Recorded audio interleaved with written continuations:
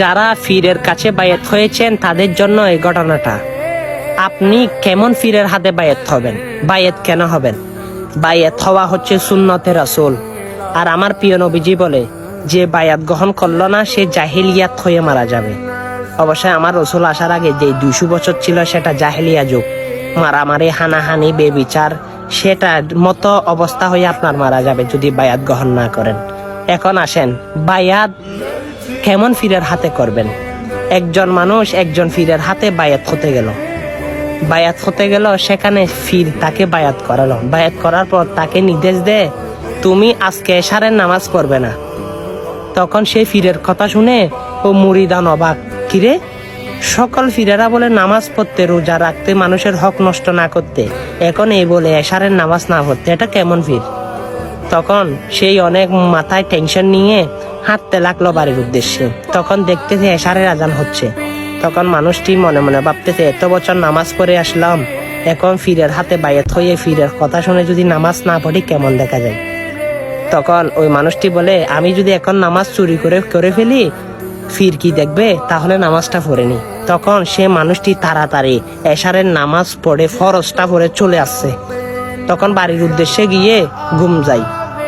তখন ঘুমের মধ্যে আমার রসুল আকরাম সাল্লাল্লাহু আলাইহি সাল্লাম স্বপ্নের মধ্যে আসে। তখন বলে, হে আমার উম্মত, আজকে ফিরের কথা শুনে তুই আমার সুন্নতটা সেরে দিলি, তুই বইয়ে ফরজটা পরে বের হয়ে গেলি, আমার সুন্নতটা ফরজ নাই, আমি মনে কষ্ট পাইছি। তখন সেটা তাড়াতাড়ি ঘুম ভেঙে যায় মানুষটির, মুরিদানের। তখন মুরিদান বলে, হায়রে, কি ফিরের হাতে বায়াত হলাম, এখন রসুল এসে আমাকে পর্যন্ত দোষারোপ করতেছে। তখন তাড়াতাড়ি সে মুরিদান আবার ফিরের কাছে গেল। তখন ফিরকে বলে, আপনি কি রকম মুর্শিদ, আপনি তো একেবারে বেজাল লাগিয়ে দিলেন। তখন মুরিদ বলে, আমি তোকে বলি নাই এশারের নামাজ না পড়তে? তখন ও মুরিদান বলে, আমি এশারের নামাজ পড়ছি, আপনি কিভাবে জানেন? তখন তার মুর্শিদ বলে তাকে, আরে আমি তোকে এশারের নামাজ পড়তে মানা করছি, এখন সেটা না পড়ার কারণে, তোকে এখন রসুলের সুন্নত ছেড়ে দেওয়ার কারণে রসুল এসে তোকে দোষারোপ করতেছে।